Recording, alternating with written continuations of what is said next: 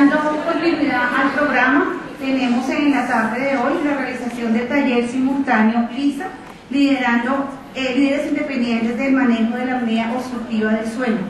Esta tarde nos van a acompañar dos colegas.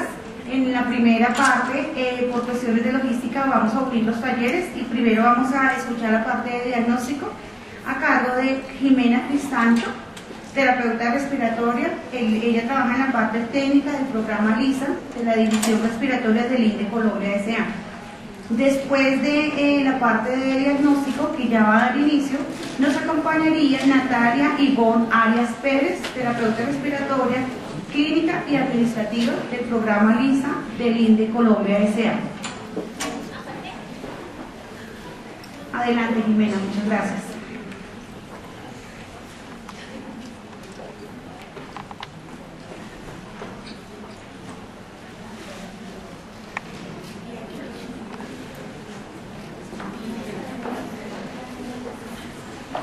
Buenas tardes, mi nombre es Jimena Cristancho, yo soy terapeuta respiratoria del programa LISA INDE Colombia. Agradezco la invitación a este quinto Congreso Nacional de Cuidado Respiratorio. Nuevamente, buenas tardes a todos, mi nombre es Jimena Cristancho, soy terapeuta respiratoria del programa LISA. Les doy las gracias por la invitación a este quinto Congreso Nacional de Cuidado Respiratorio.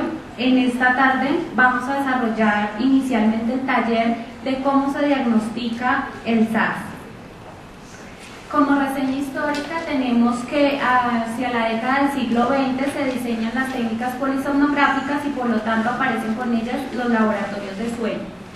Hacia 1970 en Norteamérica y Europa se desarrolla la práctica clínica de la medicina del sueño.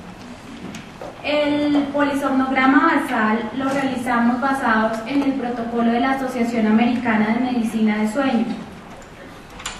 El polisomnograma basal es un estudio de múltiples variables neurofisiológicas y cardiorrespiratorias que nos permiten identificar la calidad y cantidad de sueño del paciente e identificar los diferentes eventos respiratorios.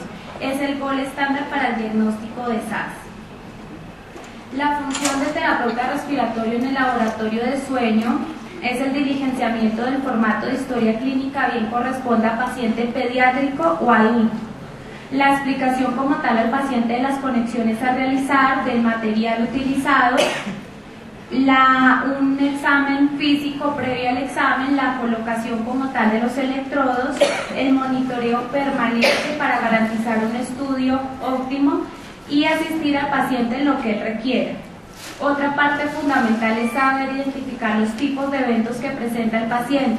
Dado el caso de que estos sean de tipo centrales, suministrar al paciente por medio de la cánula nasal oxígeno iniciando a 1 litro por minuto.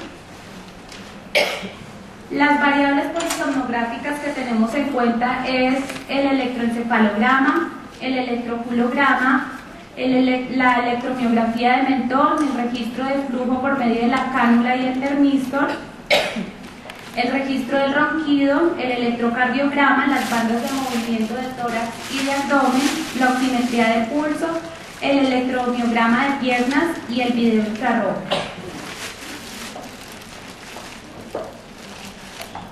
Inicialmente, para la colocación de los electrodos empezamos por los occipitales. Para tener el sistema que tenemos en cuenta para encefalografía es el sistema 10-20. Lo que hacemos con lo que significa este sistema es el procedimiento utilizado para la colocación de los electrodos de encefalografía y se denomina 10-20 ya que los electrodos se colocan espaciados ya sea del 10 o del 20% de la distancia total determinada entre distintos puntos. Para la colocación de los occipitales vamos a medir desde el nasion, que es la depresión entre la frente y la nariz, hasta el ilion, que es la protuberancia de la línea media.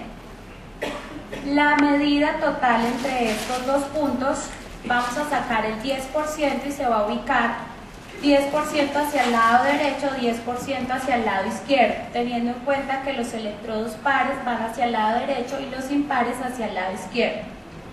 Para la colocación de los electrodos centrales vamos a tomar una medida desde el preauricular izquierdo hasta el preauricular derecho.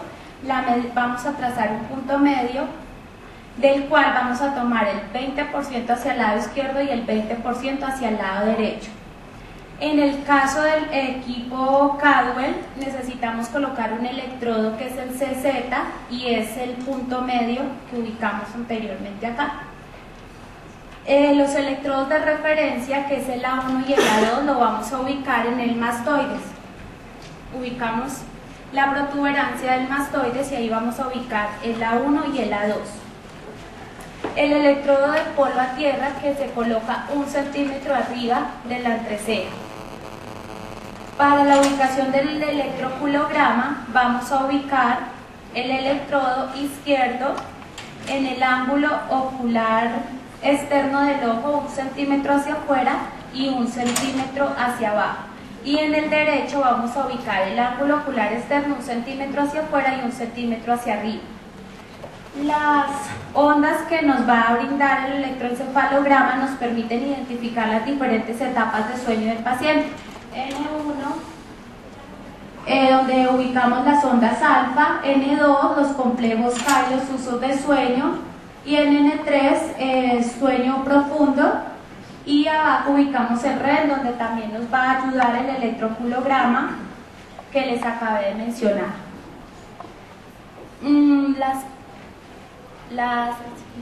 El electromiograma de mentón se ubica determinando la mitad del mentón, 1 centímetro hacia el lado izquierdo, 1 centímetro hacia el lado derecho, y este nos permite identificar la tonía muscular cuando el paciente está en REM.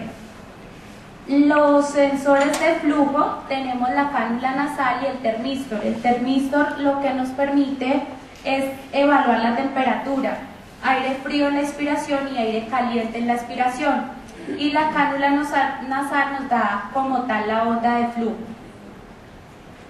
Tenemos el electrocardiograma, ubicamos los 4 electrodos, ubicamos en la línea medio clavicular, segundo espacio intercostal para la parte de arriba, y abajo ubicamos el 5.º espacio intercostal, línea medio clavicular debajo de la glándula mamaria.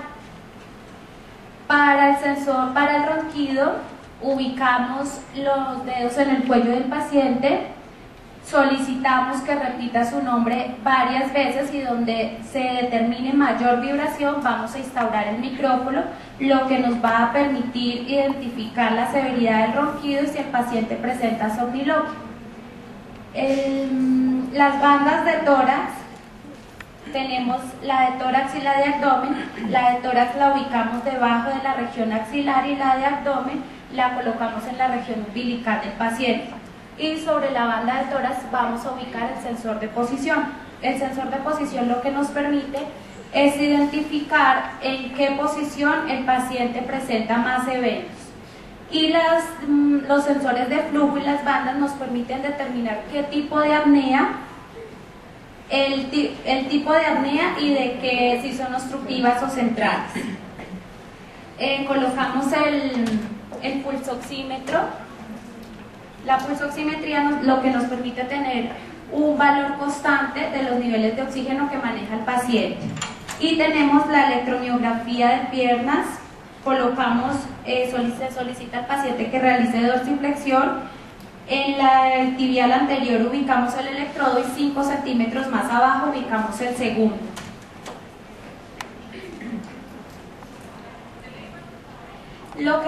Acá tenemos una gráfica de una apnea obstructiva. Lo que podemos evidenciar es que el flujo del paciente se disminuye y hay un esfuerzo en las bandas de tórax y de abdomen. En la apnea central lo que observamos es un aplanamiento tanto de las ondas de flujo como las de tórax y de abdomen. En la hipoapnea observamos, como ya lo habían mencionado en la exposición del doctor Avendaño, observamos una disminución del flujo hasta de un 50%, observamos que la saturación baja hasta el 4% y ahí está acompañada de un microdespertar. En el arousal lo que observamos el arousal es un microdespertar del paciente y observamos una desconfiguración total de todas las zonas. La polisomnografía con titulación se realiza una vez ya el paciente haya sido diagnosticado por el polisomnograma basal. En el polisomnograma de titulación utilizamos las mismas conexiones que les acabé de describir y adicional vamos a utilizar un equipo de presión positiva, un generador de aire y una interfase que es la máscara. Previo al estudio y a las conexiones vamos a hacer una prueba de tolerancia más o menos de 1 hora con el paciente donde instauramos la máscara y hacemos incrementos progresivos para que el paciente sepa qué se va a realizar. Después de ese proceso de adaptación realizamos las conexiones, se instaura la máscara con el equipo de presión positiva, se inician 4 centímetros de agua y de acuerdo a determinar eventos de tipo obstructivo realizamos incrementos de presión de 2 en 2 hasta que logremos permeabilizar la vía aérea. El test de latencia múltiple es un estudio que nos permite diagnosticar la hipersomnolencia diurna del paciente. Lo ideal es que este test se realice posterior a un polisomnograma basal. Este test se realiza con las conexiones solamente de electroencefalograma, no colocamos flujo, solamente los electrodos de electroencefalograma, electromiograma y el mentor. Consiste en 5 siestas de 20 minutos, espaciadas cada una de 2 horas. El laboratorio debe contar con oscuridad total y silencio total. Si el paciente presenta en 3 de esas siestas sueño REM o sueño MOR, es un diagnóstico positivo para hipersomnolencia diurna. Otro estudio es la noche partida o noche dividida, en la que es simultáneo el estudio basal con el estudio de titulación. En la primera mitad de la noche vamos a realizar el estudio basal, que previamente ya les comenté, las mismas conexiones, se diagnostica como tal el SAS. Y en la segunda mitad de la noche vamos a hacer la titulación con la máscara y los incrementos de presión para lograr permeabilizar la vía aérea del paciente.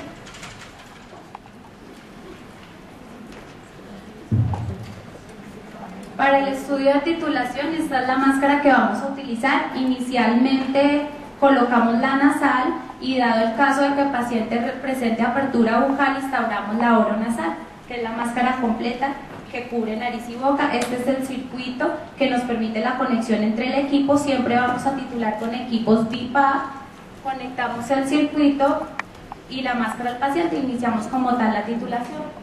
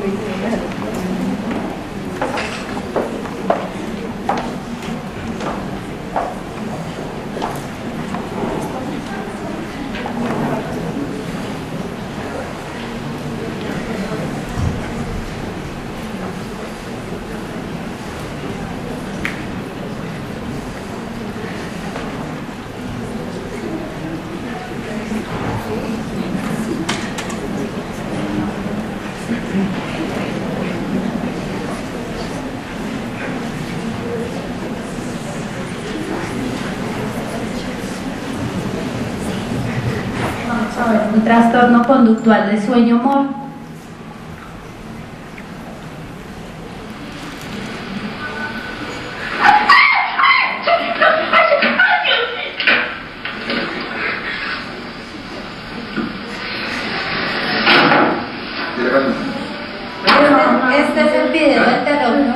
nocturno y el anterior es el de sueño por el cual el paciente puede llegar a agredirse o agredir a su compañero.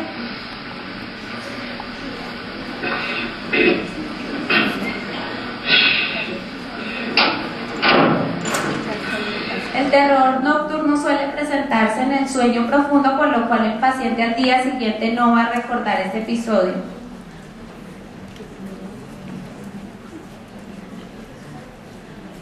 Muchas gracias.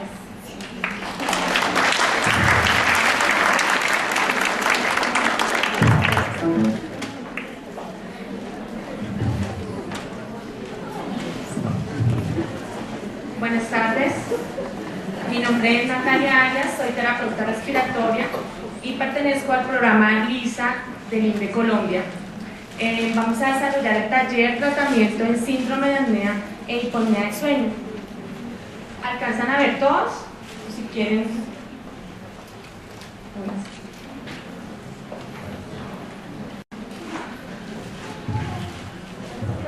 En cuanto al manejo y tratamiento del paciente con apnea de sueño, cumple un papel muy importante en la persona encargada de guiar, dirigir y educar al paciente en cuanto al tratamiento.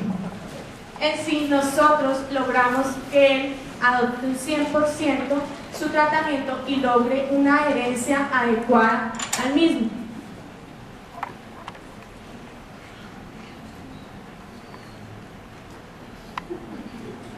Bueno, en sí el objetivo del tratamiento es mejorar la sintomatología, mejorar la calidad de vida, reducir los índices de morbilidad y mortalidad.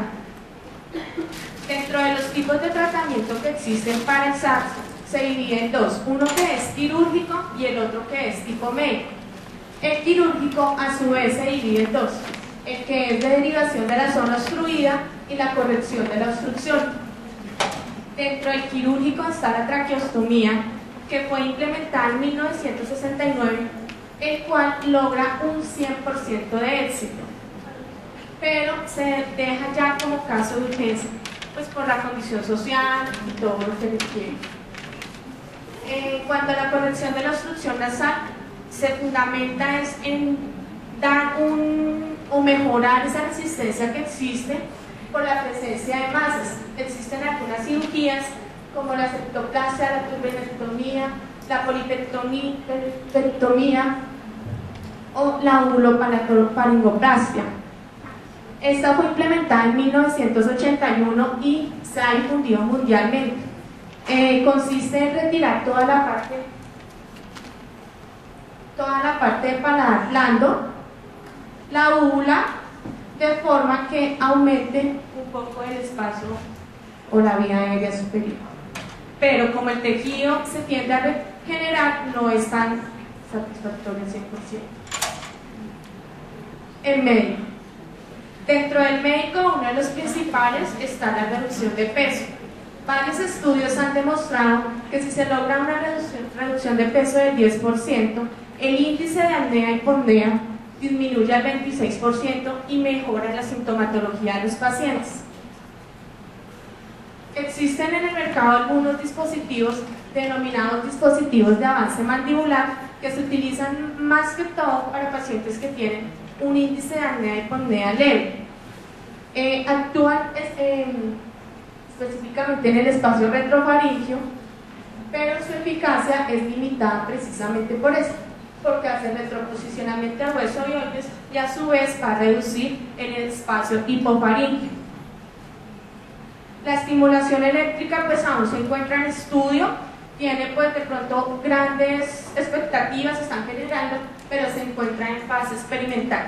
Con ella lo que se busca es tender a mejorar el tono muscular de los músculos dilatadores de la faringe. Medicamentos. Se han utilizado más de 100 medicamentos, principalmente inhibidores de la serotonina, para el tratamiento del SARS, pero hasta el momento ninguno ha dado resultado, también está en fase experimental. Y el tratamiento gold estándar para la apnea del sueño, que es la presión positiva en la vía aérea o PAP. Dentro de los dispositivos que se encuentran para el manejo del SAS se encuentran el CPAP, el AutoPAP y el BiPAP. En sí, todos están encaminados a mantener la vía aérea permeable. CPAP. La cifra CPAP corresponde a presión positiva continua en la vía aérea. Las características de este tratamiento es que durante todo el ciclo respiratorio, inspiración y expiración, va a entregar un nivel de presión constante, igual. El AutoPAP son equipos que se han diseñado con la opción de detectar los eventos respiratorios y a su vez ellos pueden identificar cuánta presión necesita el paciente y la dan. Cuando ya cesa el evento respiratorio, regresan a una presión más baja. Cuando nuevamente el paciente hace un evento, suben o incrementan la presión. Los BiPAP son utilizados para pacientes con SAS más que todo severo, que no corrigen a presiones bajas, y la característica del BiPAP es que maneja pues dos presiones, es binivelado, una presión para el tiempo inspiratorio y una presión para el tiempo expiratorio. En sí todos los equipos pues tienen la parte que es la entrada de corriente, un filtro, una ranura para la tarjeta de datos, que ya veremos más adelante para qué nos va a servir, y un puerto de salida de aire. Aquí están los botones de comando. Es importante la parte de humidificación para el tratamiento de estos pacientes, debido a que ya he dado a entender no es la misma presión atmosférica ni la que respiramos. Entonces la nariz necesita de alguien que les colabore en esta función. Entonces en este caso está el humidificador. Él se va a encargar de darle calor y humedad al aire que entrega. Entonces en sí, estos son los humidificadores, algunos ejemplos que existen en el mercado. Funcionan con agua y por medio de una placa térmica que tienen aquí van a proveer el grado de humedad y calor al aire que emite circuitos. El circuito pues es una manguera corrugada de 2 metros de diámetro y es el que nos va a unir el CPAP a la máscara o interfaz. En el mercado en la actualidad ya se cuenta con algunos circuitos que también tienen la opción de dar temperatura o regular la temperatura para disminuir la condensación en cuanto a la entrega al paciente. Las máscaras o interfaces. Existen básicamente 3 tipos, unas denominadas almohadillas o punta de nariz. La característica de esta máscara es que se utiliza para presiones bajas, mínimo 10-11 centímetros de presión, indicada en pacientes que no tengan antecedentes de epistasis, sinusitis, rinitis. Acá vemos una paciente con una máscara, punta de nariz. Las máscaras nasales, a diferencia de las puntas de nariz, ellas tienen un apoyo frontal, toleran un poco más de presión y se sujetan con esto que se denomina arnés. Y las máscaras oronasales, que son las máscaras que cubren la nariz y boca, se utilizan para presiones más altas, BiPAP. Esta máscara que vemos aquí es una máscara que combina la punta de nariz con la máscara oronasal. Miremos la gráfica, tapa lo que es la parte de la boca e ingresa sus narinas a la nariz del paciente. También está recomendada para pacientes que no tengan antecedentes de sinusitis, rinitis ni presiones máximas de 10. Accesorios. Algunos accesorios que se emplean en estos equipos son los filtros, que van a ayudar a filtrar el aire que envía el tratamiento, y estos PAP nasal que evitan o hacen como un puente para que no se presenten laceraciones y haya un mejor confort de la terapia. Lectura de datos. Todos los pacientes que tienen apnea de sueño deben ser seguidos, se deben controlar, se debe verificar que su sintomatología cambie, hay que mirar cómo está el proceso del tratamiento. Los equipos tienen unos chips que van a guardar la información de uso. Cuántas horas utilizan el tratamiento, cuántos días no lo utilizaron, cuántos días lo utilizaron más de 4 horas. Son estos reportes de lectura. Mediante estas tarjetas que vemos aquí, al hacer una descarga de datos, nos va a presentar lo que les hablaba, los días de uso, los días de no uso, uso mayor a 4 horas, y algo que es muy importante en la terapia, que es el porcentaje de adherencia al tratamiento. Según la Academia Americana de Medicina de Sueño, se considera exitoso el uso del dispositivo durante toda la noche, todas las noches. En traducción, se sugiere que los pacientes utilicen el tratamiento mínimo 4 horas todas las noches. Bueno, entonces ahora les voy a hacer un poquito de explicación aquí con los accesorios que traje, como para que veamos un poco. Entonces,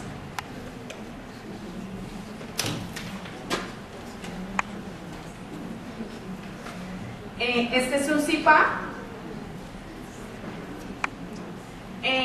Pues los botones que vemos al frente son los botones de mando, con ellos se va a graduar el equipo. En la parte de atrás los equipos traen la parte para la conexión eléctrica, los filtros,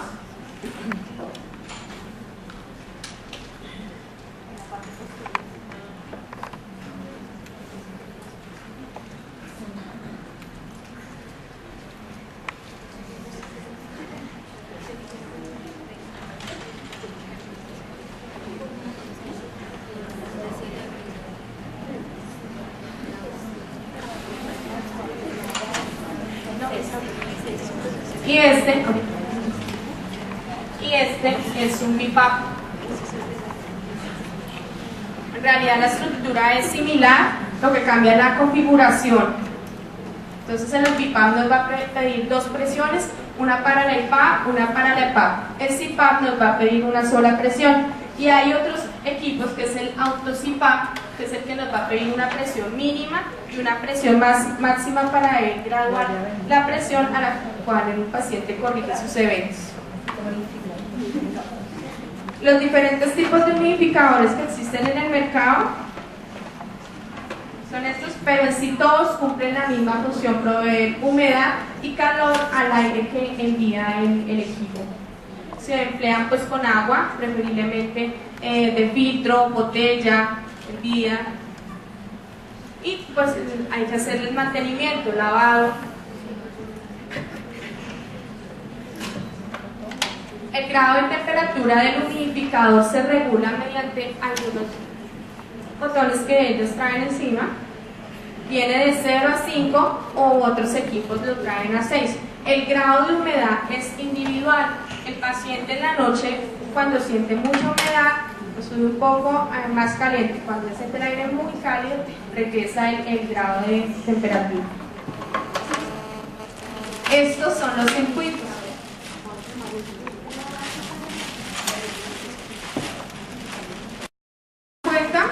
Vamos a armar los equipos como vienen. Esta es una referencia de equipo, sería CPAP, humidificador. Se encajarían de esta forma, y en la parte de atrás del humidificador vamos a encontrar la saliente donde va a conectarse el circuito.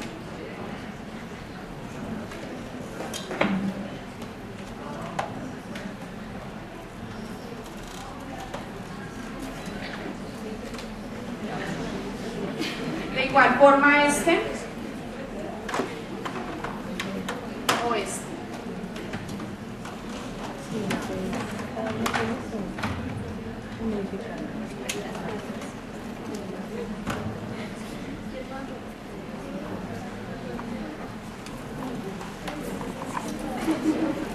Así quedaría completo el sistema para iniciar el tratamiento. Máscara, circuito, equipo. Pregunta. ¿Cómo se escoge la talla de la máscara? Bien, vamos para allá.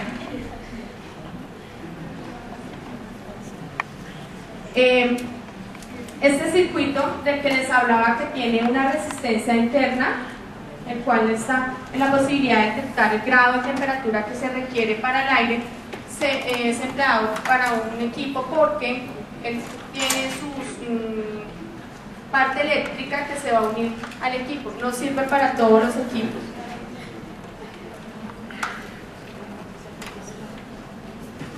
Bueno, las tallas de los pacientes.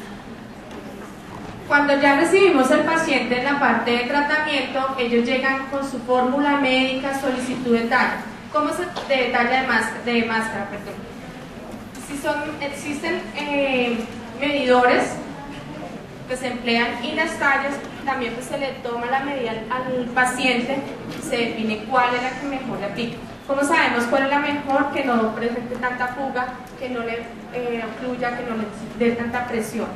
Este es un ejemplo, un medidor de máscara nasal.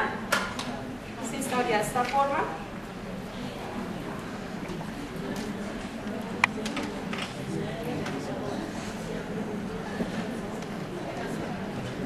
Y acá mismo nos trae el medidor de la oronasal. Para medir oronasal, entonces va de nariz a comisura. Y ahí ya definimos la talla de la máscara. Estos son algunos ejemplos de las tarjetas que traen los equipos. Entonces, en esta parte viene el lector de datos. Otros equipos no necesitan tener la tarjeta todo el tiempo, sino solo cuando van al control se ingresa la tarjeta para hacer la descarga. De igual forma, este otro equipo se ingresa la tarjeta por la ranura del lector de datos.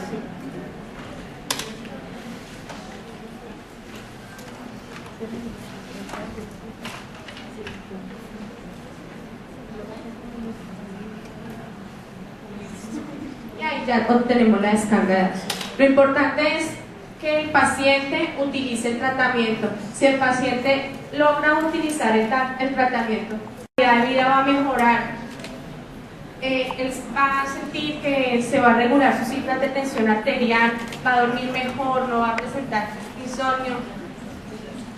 Bueno, este accesorio que vemos aquí se llama mentonera. Se utiliza para algunos pacientes que no toleran máscaras oronasal y que tengan presiones no tan altas. La idea es ocluir. ¿Por qué? Porque si yo tengo un paciente que realiza apertura bucal y tiene máscara nasal, al realizar la apertura bucal, la terapia se va a salir por la boca. Bueno, preguntas. Uno llega y conecta al paciente, ¿cierto? Y eso tiene algún para qué, para modularlo, para los botones de mando son ¿de cuánto a cuánto se maneja? No, a ver, en el taller anterior vimos los estudios. Cuando el paciente llega al tratamiento, a él ya le han realizado la polisonografía basal, titulación. Sí. La titulación nos va a arrojar un grado de presión. El médico va a decidir qué presión necesita el paciente, eso es individual, para curar sus eventos respiratorios. Cuando él llega ya a tratamiento, él ya trae la fórmula médica con su grado de presión y se programa en el equipo, depende si es BiPAP o si es CPAP. ¿Preguntas? Y también lo del agua, también el mismo aparato lo modula también, ¿o no? El agua el paciente la agrega, se le enseña el manejo al paciente del equipo, porque él lo lleva a su casa de dormir todas las noches con el equipo. Entonces a él se le debe entrenar, se le educa, se le enseña cómo maneja el equipo, cuánta cantidad de agua, y el equipo es el encargado pues de darle la humedad al aire que envía. ¿Alguna otra pregunta?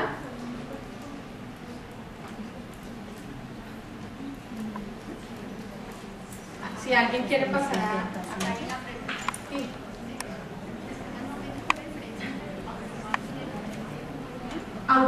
Autopap y BiPAP. Autopap es un equipo inteligente, se ha diseñado con el objetivo de detectar los eventos del paciente. Se utiliza más que todo en pacientes que no se logran titular, ¿sí? Entonces cuando termina la titulación el paciente retiene o continúa con un índice de apnea alta, normal, ¿sí?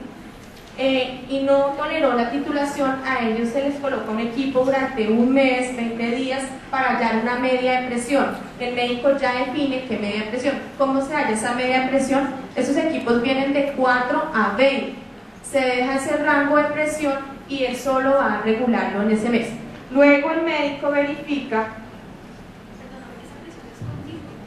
Ella va a estar rotando, por eso es auto, rota. O sea, puede estar ahorita en 8, pero más tarde hizo un evento en REN o supino y necesitó 12, entonces subió. Cuando se tiene el reporte va a presentar una presión media y el médico va a definir cuál es en sí su presión. El BIPAP sí corrigió eventos en el estudio, entonces, pero corrigió a una presión alta. Los BIPAP se utilizan más que todo en presiones a partir de 16 de IPAP. Son presiones muy fuertes, entonces el paciente necesita un alivio expiratorio, entonces por eso se le paga. Niña, o sea que la autopar se puede colocar a cualquiera, porque se supone que no. Bueno, lo ideal, porque el equipo lo está dando también, ¿no? Lo ideal no es colocarle a todos los pacientes autopar.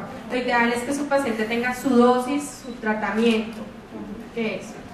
Pero si no corrigen la titulación, sí se emplea. Porque una noche puede ser diferente a otra noche.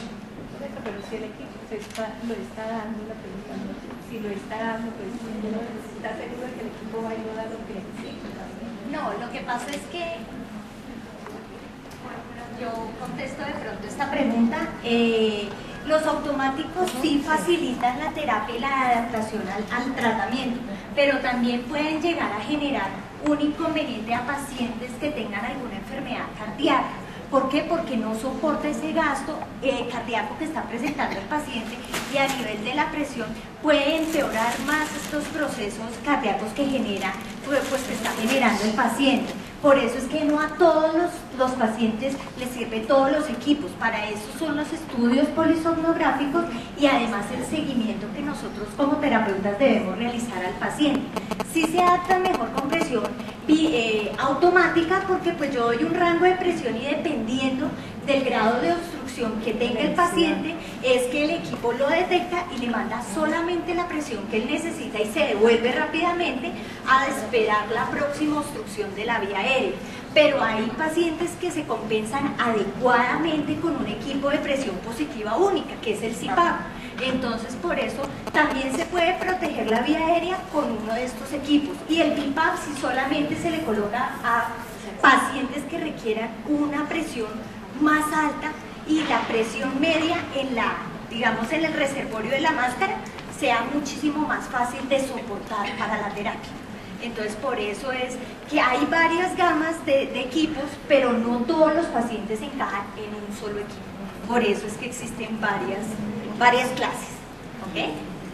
¿Alguna otra duda sobre el taller?